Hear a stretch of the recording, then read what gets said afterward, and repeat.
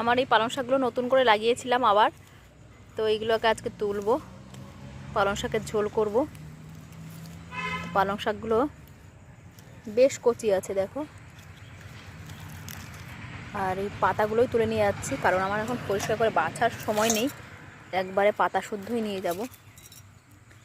পালং শাকগুলো বেশ কিছুদিন হয়েছে আর কি, মাসখানেক মতো হয়েছে লাগিয়েছি।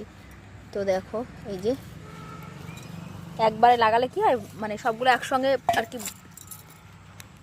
তোলার মতো সময় হয়ে যায়। তো এই যে অল্প অল্প করে লাগালে এইটার সুবিধা, যে অল্প অল্প করে লাগালে সবগুলো একসঙ্গে না খেয়ে ধীরে ধীরে খাওয়া যায়, এটা হচ্ছে সুবিধা।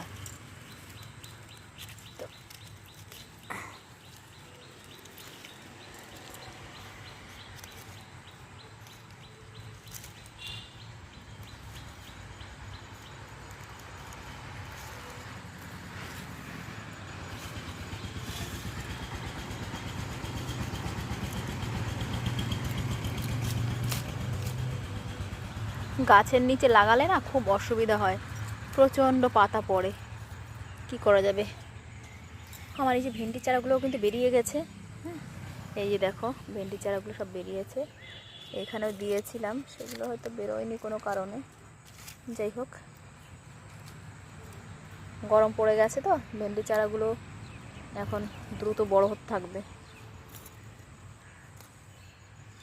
তো ব্যাস এইটুকুই নেব, আর বেশি নেব না, এইটুকুতেই আমার হয়ে যাবে।